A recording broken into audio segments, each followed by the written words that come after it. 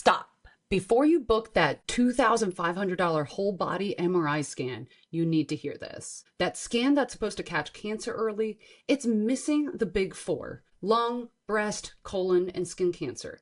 The very cancers most likely to kill you are the ones these whole body MRIs can't reliably detect well. Today, I'm talking with Dr. Sunil Kini, a board-certified diagnostic radiologist and founder of modern teleradiology. A former Pronuvo radiologist with fellowship training in neuroradiology, he's interpreted hundreds of thousands of scans and specializes in early disease detection. Licensed across 11 states, Dr. Kini is a leading voice in how advanced imaging is transforming healthcare from reactive treatment to proactive prevention in longevity medicine. And he's about to blow up everything you think you know about whole body MRIs. Welcome to the show, Dr. Sunil Kini. It's such a pleasure to have you. Yes, it's an honor to be here. Thank you for inviting me. We have talked before, but I'm extremely excited to have you on board because you have seen a part of the longevity space that doctors like myself who are internists don't really get as much visibility into. I don't want to jump the gun entirely, but I'd love you to share a little bit with our audience.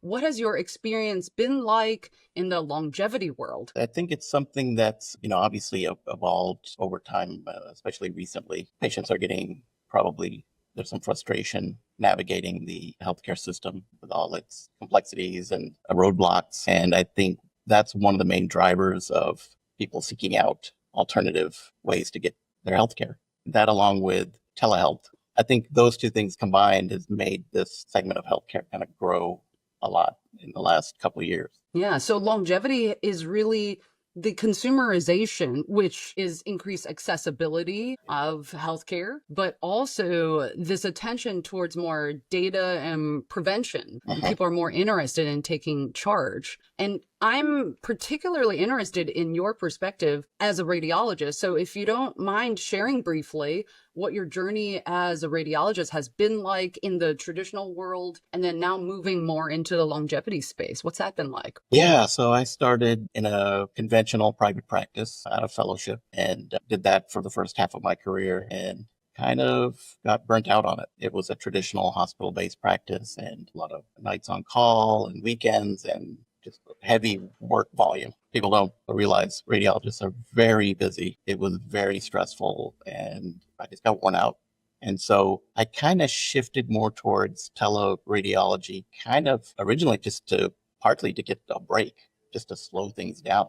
I actually already always had the vision of doing teleradiology, even from the time I was in medical school. So this was like 1999. Wow. And teleradiology didn't exist. Telehealth didn't exist. Most places weren't even digital back then. It really wasn't until the 2000s. Even in the late 90s, very few places were even doing digital imaging. Out of curiosity, do you know when we started doing more even outsourcing of radiology reads? As far as I know, 1996 was the first time any radiology departments were doing digital imaging. From 2000 to 2010, private practices, hospitals slowly came on board.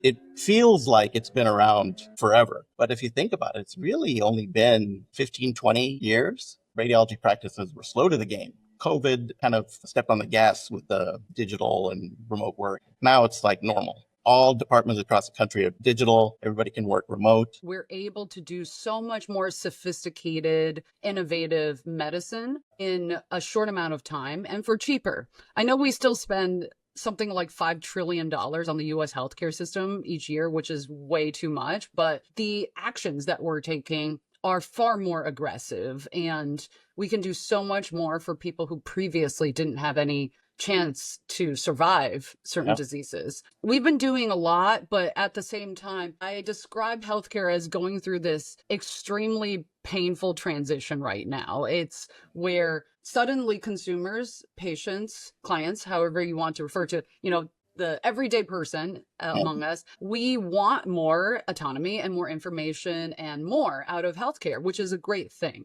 But because the systems are not integrated and we're kind of working between this like modern, innovative startup world versus the traditional entrenched fee-for-service insurance reimbursed world, there's excess money just kind of flying all over the place just to get things to work. Right, And that brings me to direct consumer solutions for not only the lab testing that we see in longevity, but also for imaging. So I'm fascinated by Prenuvo, and I'd love to hear, because I know you worked with them for some time, about your experience there and kind of the both sides of the coin while you were there. It was new to me. I'd never read whole body MRIs. I read a lot of MRIs in my career, but never a whole body MRI. But I feel like I've had a pretty good, well-rounded general experience as a radiologist. Actually, say more about that, because I think most people don't even realize that Mhm. radiologists subspecialize. What is usual in the healthcare system, and what would trigger a referral to a specialist for something? There are probably 10 or 11 subspecialties in radiology. There's body imaging, neuroimaging, musculoskeletal,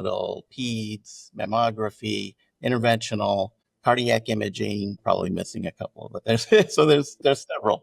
Brain, yeah, no, there's like so many, because Yes. also the different types of radiology reads, I understand, Yep. are sometimes done by different radiologists, like Yes. PET scans versus CTs. Yeah, some practices are everybody kind of does a little bit of everything. I did a part neuro, part body fellowship, but even in the fellowship, I had musculoskeletal experience. And also in Yeah. private practice, I've had MSK experience. But I don't always have the depth with some areas. I actually am wondering, say it costs $1,000 direct to consumer for the whole body MRI. And I think that's even a slightly subsidized cost at this point. And I've seen now Function and Ezra, they're trying to bring it down to 500, which I absolutely imagine must be fully subsidized. Yeah, the Prenuvo pricing, they're probably the most expensive Mhm. in the market. They're probably the dominant player in the space. So they charge about close to $2,500 for a whole body. That's a Wow. whole body from head to toe. Including brain? Yeah. Okay. Yep. It's head to toe. One little caveat that I'll put in there is if at the dividing point for as far as somebody's height, if you're 6 feet and above, you're probably not going to get your entire foot and ankle. You'll either stop above the ankle or mid ankle. You won't even get to the foot, probably, depending on how tall you are. Wait, that's fascinating. Is that the size of the MRI machine being the limitation, or? I think so. It's it probably has to do with the coil that they put on you and the field of view. There's limitations, but still pretty good though. To get the whole body in there is pretty amazing. Yeah, if you're going to skip something, I'll skip my feet. Yeah. Exactly. Exactly. I was thinking, but like these are mostly tailored for detection of cancer. Like that's the thing you really kind of care about is an early cancer, some kind of lesion that you want to pick up. The chances of you picking up an unknown cancer in the extremities, in your arm or your leg, could happen, but it's pretty rare. I think to be cost efficient, and this is if people are going to do these scans. So Prenuvo, you can do the whole body. You can do just the torso, which is chest, abdomen, pelvis, or you can do torso and head and neck. So whole body, head and neck, torso, or head and neck and torso. I know that there's different protocols run for different things. For example, I think most whole body MRIs that are being sold direct to consumer don't include breast. It will include the breast, but it's not tailored to the breast. So you can't like see a small cancer as well, for example. This is true for most of the solid organs and the body in general. I think Prenuvo is saying it can confidently detect lesions that are 1 centimeter or above. That's pretty good. But if you've got a lesion that's smaller than a centimeter, so a really tiny lesion or the very beginnings of a lesion, it's probably not going to see it. So that's just in general for any body part. If you think about the top 4 or 5 cancers as far as incidence, breast, prostate, lung, colon, and believe it or not, melanoma. It's not very good for breast, whole body MRI. It's not very good for lung. Lung is full of air. It's black. MRI doesn't do well with lung. It's terrible for colon. You're not going to pick up a colon lesion unless it's like the size of a grapefruit and it's metastasized. They don't prep the bowel for these. Right. That's another thing people should know. So the bowel is as it is. And prostate, I guess, was... Prostate is actually pretty good. Pretty good. Okay. So I will give you prostate, which is kind of interesting. I was thinking about this. Your whole body is being imaged. It's covered, the entire surface area of your body, which is your skin, is in the machine. Yet we're not able to tell you anything about the skin generally on imaging. I've been fascinated by the cameras actually that are coming out, like at the very simplest, using a phone camera app to like look at specific lesions. But now companies like Neko are coming out with full body scans. I don't know the full detail of it, like whether they will check crevices, like, under your nails. And, I get concerned about in the eye, like those sorts of melanomas too. So I don't know how thorough it is, and your scalp, like, I don't know if, it can really get past your hair. So there's so many questions about these screening methods. So this will scan your whole body with your phone? Using your phone? It's a big camera, Neko, is as what I understand. It's basically a big skin camera. It's not like a internal check like a MRI is. We don't really have a lot of detail on the skin. But I mean, if there's a bump on it, we might see it. But the other thing is radiologists aren't really even in tune with or trained to look at the skin. Yeah. I mean, I have to remind. We outsource that to derm. Yeah. Exactly.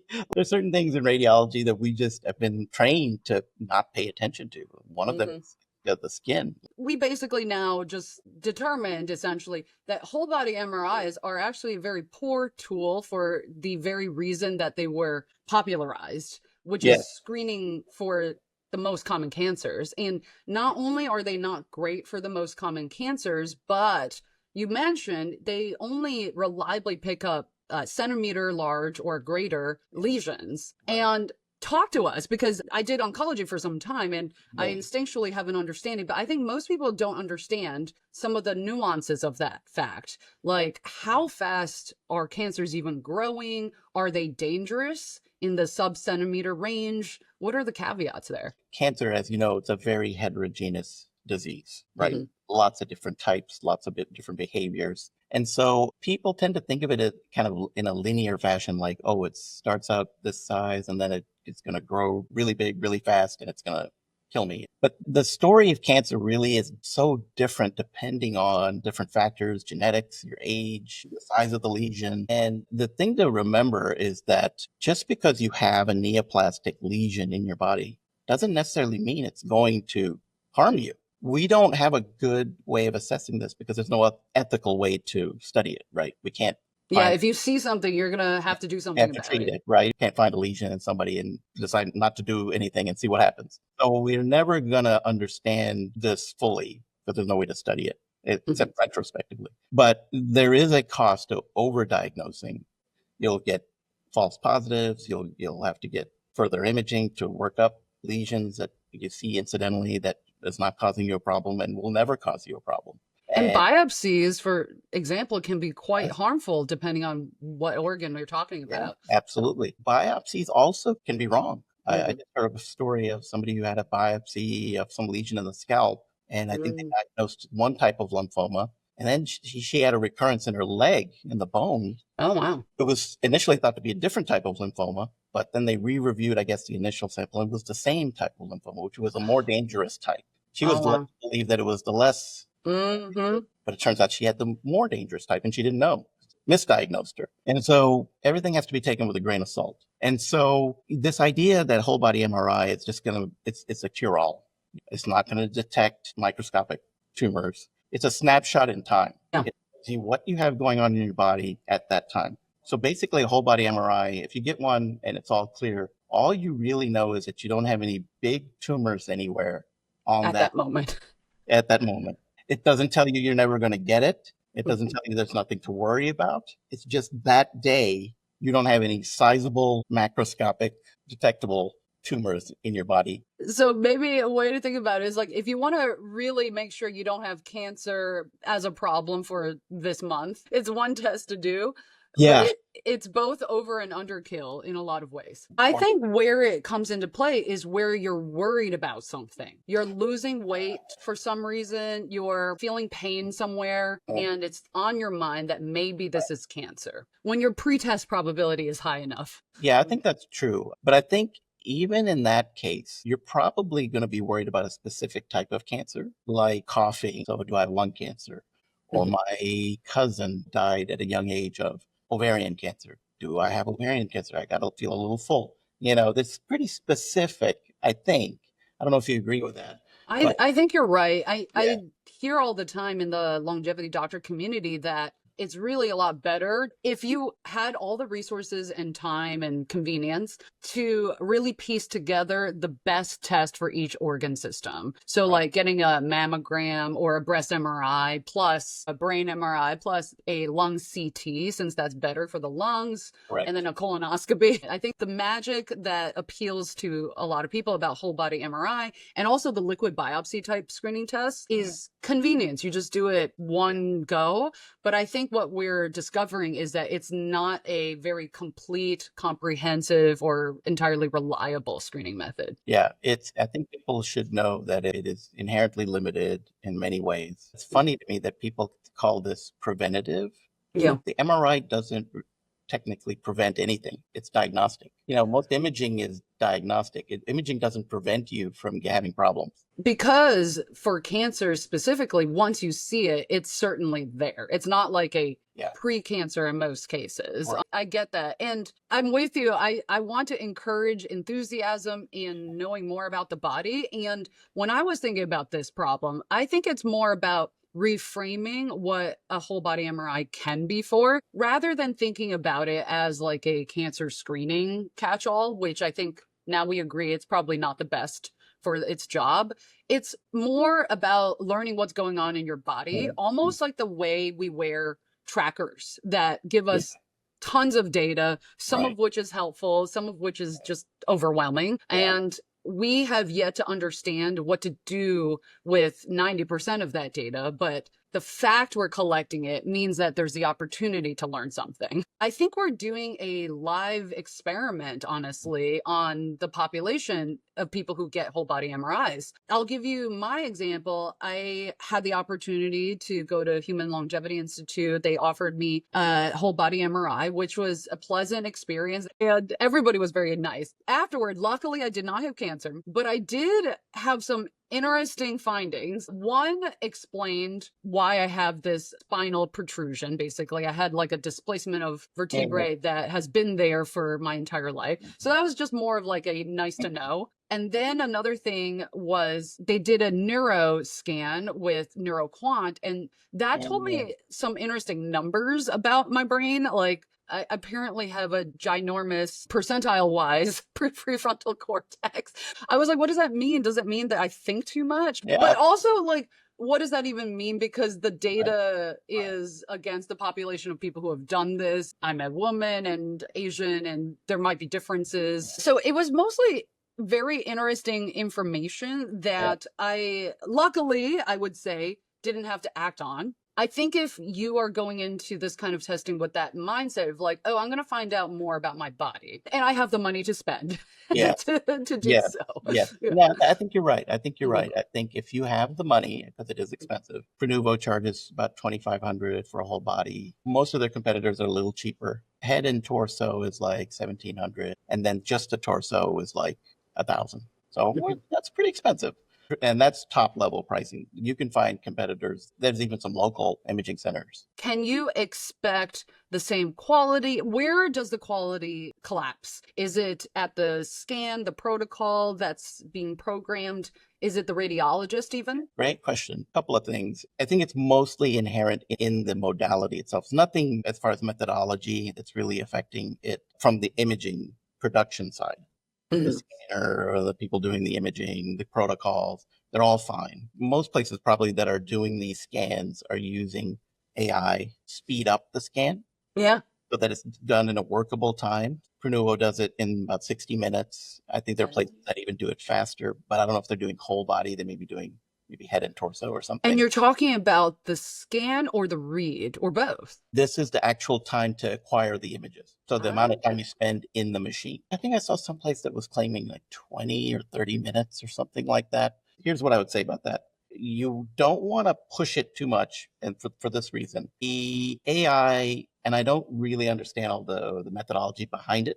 That's how it speeds it up. I think one way they do it is that sort of like for MRI, they'll do one image. You know how you have T1, T2, and all these. It'll take one sequence and it will use the information that it acquires from that to extrapolate. So it'll do a T1, but it'll extrapolate, basically guess what a T2 would look like, what a stir would look like. a sort of an extrapolation. That's my sort of layman's understanding. It may not be completely, but that's sort of That kind of innovation is an interesting one because you could say, yes, it's very expensive for what we're using these whole body MRIs for, but that kind of innovation can inform, more traditional scans. So yeah, we could maybe yeah, do, exactly. cancer maintenance follow-up screening that way. I've looked at a couple of these different AI tools that shorten the scan time, and there was one that I felt like the image quality took a hit. Like Hmm. it made the image look cleaner, prettier, smoother. But it's almost like photoshopping, like put Yes. on, yeah, yeah, I put looked on at a him like, filter. this looks like a nice image, but I could look at it and I'm like, I don't know that I think I'm losing some diagnostic quality here. I want the image to look good. I don't want it to blur pathology. Yeah, you're smoothing out the Yeah. cancers. Yeah. And there was one platform that I looked at two, I think, that one where it looked like you could be kind of blurring some of the information from the Yeah. image. And then one that it wasn't as Wow. an issue. And it's kind of a feel thing. It's hard to describe. It just, the smoothness, Right. It's you know, very suspicious yeah, when you it see wasn't that. too good. And I just thought I could imagine lesions being obscured, being harder to see. And so I think, and this doesn't get really, I don't think talked about, but I think if I was somebody who was, looking for a place to get a scan, I might call them ahead of time and ask them what's their methodology for the scan time, what AI tool do they use, ask for Yeah. what the vendor is, and then do some research and try to see if you can, assess whether they're cutting corners too much, essentially. Exactly. We're all trying to do more with less. And we keep talking about this point, which is that healthcare is very much the bridge between science and real everyday application. And in this field that we're talking about specifically, there's so much that's still in the science, technology, innovation world. And to that point, now I understand we're even using AI to kind of speed up the protocols and scans themselves. How much have you experienced like a AI pre-read? Is that happening and how does that work? Yeah, that's a good question. So far, most of AI in radiology has been used on the reporting side. So Mhm. generating the report. You hear about large language models, right?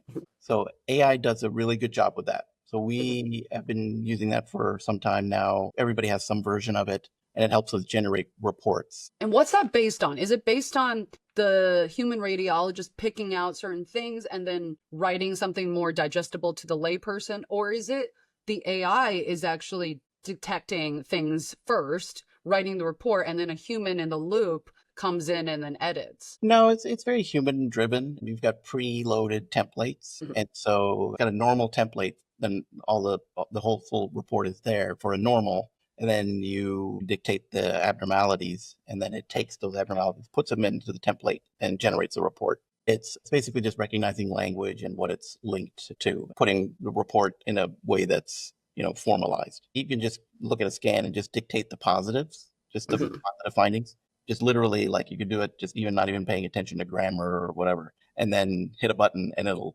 synthesize a Turn report. it into readable English. And but the other side of it, actually, which is the more important side, analyzing the images, we are barely made a dent. Barely. Wait, say more because that's what we hear about all the time. And you have mentioned looking at some of the general publicly available models with like Google, for example. So, what do you think it is? Is it that we're not good enough at computer vision or is it FDA approval? Where's the hurdle? Yeah, I think it's a combination of things. I think there's so many different diseases you want to account for. And there's from an AI development perspective, you need lots and lots of samples. Mhm. If you want to look at lung nodules, you need thousands and thousands of cases that have lung nodules. If you just put chest CT, if you did 10,000 chest CTs and put it into the system, obviously they're not going to have lung nodules. Some will have lung nodules, some will have something else. And so I think that's why you see companies taking the approach of doing what we call point solutions. So Mhm. one company will do lung nodules, another one will do fractures, another one will do something else. And so, because that's all they can really handle from a data training aspect, is Yeah. it's like, I got to pick one thing and just feed it cases of that. And for the radiologist on the user side, it's not very helpful. Like, I'm looking You're for, not going to like Yeah, It's how like, many tools do I need? Like 50 tools? Like it yeah. gets to be like, I need this for lung nodules, I need this for fractures. And so there's nobody that's really brought it all together Mhm. because of the training requirements and the immense amount of data that's needed. You know, my sinking suspicion is that it's going to be the Googles, the OpenAIs of the world, Yes. because there's been, in the beginning of the LLM craze, Yeah. everyone was trying to train their own foundation model. And I think we have seen the back of that. Like, that's Mhm. proving to be not a very winning strategy. So I think really having generalized LLMs that are multimodal and can handle the complicated image that comes out and give you all the specifics without needing like specific algorithms for different types of nodules. That's the key. So I think as a radiologist, if you were to use AI now, you would have to be very strategic about it. Meaning you're going to only have point solutions. You're not going to have something comprehensive. You're going to have a point solution tool. So you have to pick which point solution tool do you want? What's going to have the most impact? What's going to help save you the most time? What's going to have the most impact in your practice? For example, lung nodule detection would be potentially a good one if you read a lot of general outpatient CT chest, or you read a lot of lung cancer screening, which is now approved by Medicare for older people who are smokers. If your practice does a lot of those, or Yeah. a lot of general practices do a lot of spine disc disease. So something that automates disc pathology for cervical, thoracic, lumbar spine. If you do a lot of those, you could save a lot of time doing those. So if you're It's to only, help people be even more specialist in yeah, their niche, yeah, which is, I think, in our earlier conversation, this actually is a great segue. hmm, I actually am fascinated by the opportunistic screening opportunity, which I'd love for you to explain for the audience, because this all speaks to greater amounts of spending. Like when you're specializing, you're doing repeat tests with a specialized algorithm for analysis. That's just going to increase spend. But then there's the flip side of, can we do opportunistic screening? So share your thoughts on that, maybe define what that is. yeah, I think so. Opportunistic screening is basically you get an imaging test for some specific reason. So Hmm. let's say they scan your chest to look for pneumonia or PE or something like that. They rule out those specific things, but you still imaged all these other structures at the Your same heart's in there, your aorta. time. Yeah. Soft tissue, bones. So the chest is a good example because with the chest, you can go back at any point in time, right? We're generally talking retrospectively, but so you've gotten through your acute illness and everything was negative, but you've got this chest CT that you had done and it was negative for whatever they were looking for at the time. But you could go back and look at the heart to assess its size, coronary artery calcification. You basically have a coronary artery calcium screening test perform right at the same time as because the heart's included. You may not necessarily be quantitative about it, but you can get a Mhm. qualitative sense. Like you can see generally how much calcification is in your coronary arteries. It's a rough estimate of your coronary artery disease, but it tells you something. And myself, for example, I'm in my 30s, which most people would not think of atherosclerosis, but I have a very concerning family history. Like my dad, my aunt, my grandfather, my grandmother all passed away or very ill with atherosclerotic disease. Mm. And it was enough that I checked, and my ApoB was indeed the highest I had ever seen. And I check a lot of people's Wow. ApoB. So I, went ahead and did a full workup. I didn't get a CT angiogram because it's a whole hurdle, of course, Mhm. but I did do like an ultrasound in my carotid, saw Mm. some Yes. beginnings of atherosclerosis. So that was enough to get me on a PCSK9 inhibitor. So you have disease in your carotids. Yeah, yeah. I am constantly thinking about this, and Yeah. we could talk for an hour about this. Mhm. Like, what do you do in this situation? It has a lot to do with also bringing in like the other components of your health, like hormonal health, like estrogen protects us women, Mhm. even as the atherosclerosis is there. It keeps it from hardening the Mhm. arteries. Mhm. So, Right. yeah, I think about stuff like that all the time. That's really clever. That's probably what I would have done or would have recommended is carotid ultrasound because, as you know, the level of carotid disease approximates how much coronary disease. There was a moment where I was like, do I need to do a CT angio? My suspicion was so high, but I ended up not doing it. I think, yeah, that would have been too much. I think it comes down to knowing enough to advocate, which you and I are lucky to be doctors, so we understand what questions to ask. And I think what's frustrating for a lot of folks is they don't know the questions to ask. Like, even you mentioned, talk to your radiology center about what they're using in terms of protocols, AI software, and so forth.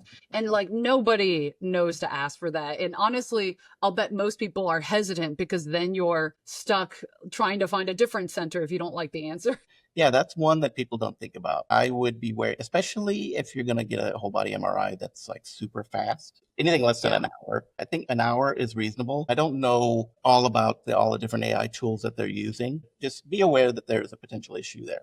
That when you use an AI tool, that you might lose some diagnostic information and quality. I didn't see an Instagram filter. Yeah, exactly. Same thing. I didn't feel that was an issue at Pronuvo for what it's worth. I thought that the imaging quality was less than diagnostic. I thought it was fine. If someone should even get a whole body MRI. The scientific literature at this point does not support even getting whole body MRI as a screening tool. It's not really, the evidence is not there to show that it's effective. Multiple professional organizations have said that it's not helpful, including the American College of Radiology, even the Association of Family Practice, Internal Medicine, even the Association of Preventative Medicine has come out and said that this is not indicated. Having said that, we're talking about general population recommendations. At the individual level, they just want to know what it looks like. I was watching a podcast where somebody made an interesting point where, let's say you did have some concern, or like maybe you have fatty liver, easily detected on a whole body MRI. The visual representation of it can actually hit the patient different. Yes, that's a good point, because that was something that wasn't a intentional part of the whole body MRI that I did, but they were able to comment on. For all of my atherosclerosis aside, I have very little visceral fat, is the good news. All of the fat I could have is, mostly subcutaneous. It's either under my skin or is in my arteries, apparently. I think it's interesting because that apparently isn't the default protocol for whole body MRIs, although it's very possible to include it. Whole body MRI gives you a lot of opportunity for that as well. I think I was working for Pronuvo from late 22 to 2023. It's been a little while. So they may be doing things a little bit differently now. But at the time I was there, I would get frustrated when I see Pronuvo talking about AI or anybody talking about AI. Like, we use AI. From my perspective, they're not using AI to make my life easier. When I was at Pronuvo, there were no AI tools, essentially. There were a couple of little ones, but they really were not using AI to help me analyze the images better, faster, or anything like that. Everything was on the back end. So to make imaging faster, or I think they use AI to do some of their back end research. They were using AI like many of us use internet and electricity. Busting my butt, reading these things, they did not make my part of it go faster. How long is that process? It varies. For every radiologist is different. For me, it took at least an hour and a half to 2 hours. For a whole body, so head to toe, it's about 3,600 images. Their reporting was a little bit cumbersome too. I thought it was like the structured reporting, and you had to go section by section, and then then they wanted you to put key images. I had to label, I'd have to look at the study 3 times. So I would look at it to get the findings and put it in the report. And then I've got to look at it again to get the key images, highlight all the different positive findings and do that part. It's a lot of work. Everyone talks about this, but it's sounding like AI isn't really taking the radiologist's job anytime soon. So I did a little bit of research. I am starting to see entering the corner as far as the image analysis side is really the key to the whole thing, right? So we've got the reporting down, but the imaging analysis, which is what the radiologist does, that's the bulk of our work. We haven't scratched the surface yet, right?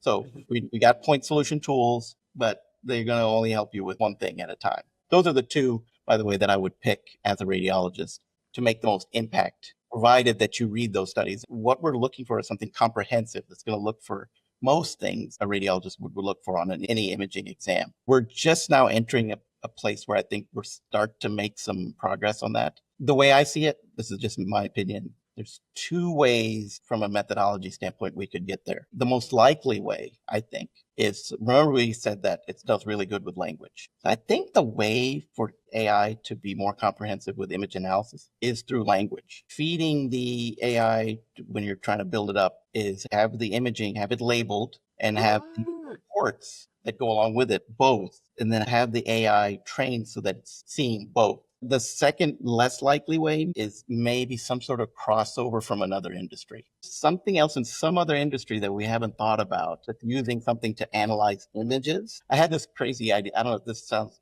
maybe this doesn't sound that crazy, but when you have a car that has sensors around it, when you approach a curb, it's got cameras everywhere, so you can see 360 degrees. It'll show you an image of the front of your car approaching, and it's got these yellow lines. When you get too close, the yellow line deforms. And I thought, is there a way to use that in imaging where basically you're going through the image, and when it hits something that's not supposed to be there, Trigger something. Yeah. Yeah. I actually think it's that kind of innovative thinking that's needed. Thoughts like this, where you're taking a strategy from a different field of AI or even technology in general, are the way we make leaps and bounds. That's one of the things that I've kind of taught myself to do, and with anything like solving a business problem. I know you've been learning from all these experiences, and now you're building your own thing. So share more about what that path has been like and the insights that led you to do this. I knew that technology would catch up to the point where I could read remotely. Then getting into the teleradiology space, it's been all these innovations, and now it's AI. Really paid off, I think. I'm really glad that I picked radiology, and it's the only medical specialty that lends itself really to full remote work. Although with telehealth now, I guess. That's all I do in my practice. Yeah. I've chosen to do it that way. Initially was the freedom and the flexibility, but then also once I got burnt out, it was about kind of working on my own pace, working on my own schedule. So the pluses and minuses of working remotely, it would be comfort and control. I think potential downsides, it's definitely true for teleradiology. I don't know about for you, but you do take a little bit of an income hit. You have to make it up with volume. And so that's one potential downside. That does create a little bit of a pressure to increase output, increase volume, which then leads to, okay, well, where can I get efficient? But you want to be efficient anyway, but especially when you don't get a salary, you get paid for reading cases. You really are incentivized to become efficient. So that's what has caused me to seek out these AI opportunities or opportunities to maybe collaborate with people like you in longevity. And constraint breeds creativity. Yeah. And I agree with you. I recognize that early as well. Basically, the traditional healthcare system in 99% of cases works under fee for service. Yeah. And that forces doctors to work for their system in a very efficiency, productivity driven way. How do you change that? Like you're saying your model is still a bit fee for servicey, but also there's ways to stretch and scale up one's work. There's a lot of creative ways that a portfolio career could take shape. With radiology and entrepreneurship in general, for me, it was becoming just more mindful and aware of what do I like to do? What do I not like to do? What am I efficient at, or what is efficient in general? Now I'm at a point where I'm more in tune with it. I used to not think about it. As I've evolved, now I think about what do I want to do? What's going to be efficient for me? I'm more like creative, and I try to pick and choose which things I do. So that's why I do a lot of ultrasound. I do a lot of, like, mostly ultrasound, actually. Interesting. I discovered a long time ago, ultrasound is a sweet spot, time versus work, time versus money, efficiency. As a radiologist, I happen to think that ultrasound is very time efficient. You do that after the collection of the image. So it's not like you're in the room with a technologist. Correct. It's more work than an X-ray, but less work than a CT or MRI. Though it pays more than an X-ray and less than a CT or MRI. And so I think it's just probably the most efficient modality, provided that you have a good technologist, which is most places have good technologists. And do you contract with practices? Like, how is your business work? There's a lot of independent mobile ultrasound imagers. I kind of selected those out. For some reason, I've been able to just have these type of mobile ultrasound contracts just sort of show up, and I accumulated a lot of them. I've had contracts kind of come and go. And that's the other thing is, like, if I'm not getting out of a certain contract that I need, I'm pretty quick to move on. If it's not working for me, I'll find something better. For the people out there, I guess it's career advice. This is so helpful. Doctors need all the inspiration we can get. Well, before we end our wonderful conversation, I actually want to ask you, if you were advising yourself or a close family member or a friend how to think about the world of longevity and radiology, what advice would you give them? I think I would encourage everybody to just pay attention to their own health. and their own body. Doesn't mean chasing down every little pain or thing that you have. I think the onus on is there's going to be more shared responsibility because patient population is growing. The number of doctors really isn't. And so everybody's time is stretched. Doctors, they're frantically running from patient to patient. So what that means is more possibility of mistakes being made, not intentionally, but just the system being stressed, doctors being stressed. And the system is so fragmented too. Exactly. And so you as the patient are the central point of the whole hub, the whole system. Take responsibility and ownership. If you have a concern about something, pay attention to it and pursue it. Whether that's signing up for a telemedicine platform, concierge longevity, whatever you want to call it, and get some specialized attention, some more one-on-one time with providers, do it from the comfort of your home, makes it easier, more convenient, whatever it takes to get more information and get to the bottom of whatever is going on. I think everybody just needs to be more mindful and aware of what's going on and be critical. Like if you get a report from your imaging test and you still have lingering questions, it's like, I still feel like there's something going on. They said it's negative, but I still feel like something's going. Pursue it. Get another opinion. That's something you do, right? Yeah. You do second opinion reads. Yeah, I have a partnership with a company called MDView, and we provide second opinions. And so people who have had an imaging test, had a report, and still have questions. Some people think it's a little bit of a gotcha thing where we're looking for doctors' mistakes. That's not really what it is. It's for patients who want more information on what they know, maybe get guidance on what to do next. They just want another person to kind of confirm it. It gives them more confidence. I think there's other tests in general, like colonoscopy, mammography, all the standard ones. Do those. The whole body MRI, if you've got money to spend, I don't see it as being all that meaningful for overall health. And it's a very blunt tool. It's got limitations. Yes, it will find some things by accident sometimes. Generally, I see it as limited as far as its usefulness. I would rather you could take that money and spend it on a personal trainer or a nutrition and have much more impact on your health. Did you hear the latest? I heard from my friends at ASCO this year about the big study showing that exercise is more effective than repeat treatment for stopping the recurrence of cancer. So you can cut down on some of the chemo and just get exercising, and that seems to have better results, which is fascinating. I'd have to look much more closely, but I think it was just regular amounts of exercise. These aren't marathon runners, certainly. That's encouraging. I would rather somebody spend their time and their money on just healthy habits, exercise, even if it's a little bit, being mindful of your nutrition. And then even blood testing. There's so many blood tests, biomarkers. I would do those things than just a whole body MRI and just put too much stock in it. If you want to get it, I wouldn't do it every year. So that's the thing. Like if you get one, how often should you get them? I mean, again, it's like you're just random imaging at a random time point. I certainly wouldn't do it every year or every other year. Maybe every 5 years. I don't know.